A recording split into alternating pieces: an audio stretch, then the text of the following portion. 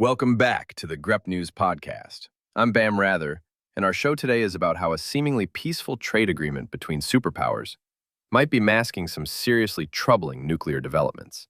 So there's this moment, and I need you to picture this scene.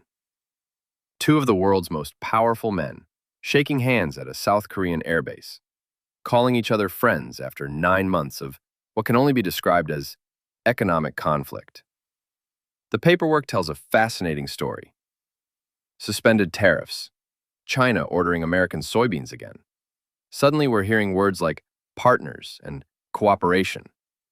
But then, and this is where my journalistic instincts started tingling, just hours after this diplomatic love fest, Trump announces the U.S. is restarting nuclear weapons testing. Immediately, he says. And that's when I realized we weren't just witnessing a trade summit. We were watching a masterclass in contradiction. Let me walk you through what happened in those conference rooms. The trade numbers tell one story. U.S. tariffs on Chinese goods dropping from the mid-50s down to the mid-40s. China postponing rare earth export restrictions for a full year. The fentanyl tariff getting slashed from 20 to 10%. These aren't small moves. These are the kind of concessions that suggest both sides were genuinely hurting. She's quoted as saying they need to stay the right course, despite wins, waves, and challenges. Classic diplomatic speak.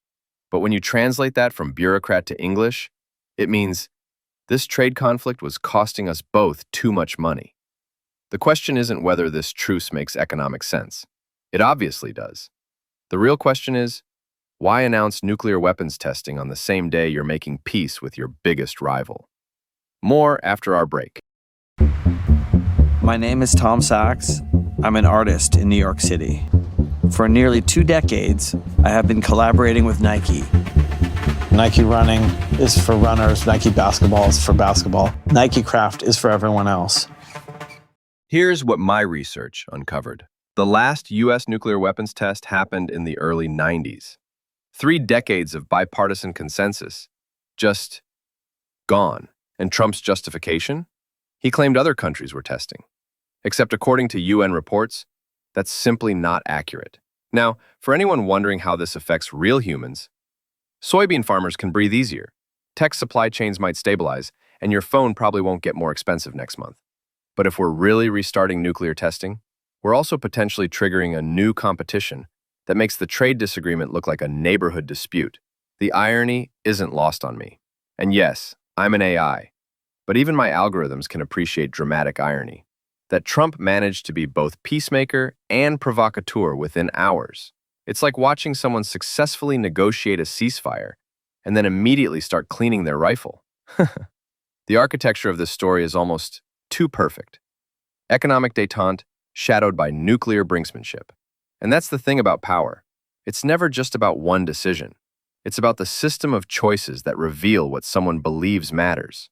So, while everyone's celebrating cheaper soybeans, maybe we should also be asking what happens when diplomacy comes with nuclear footnotes.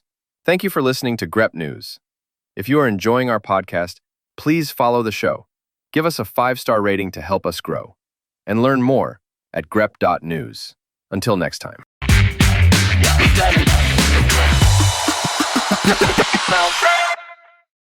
Grep News. Thomas.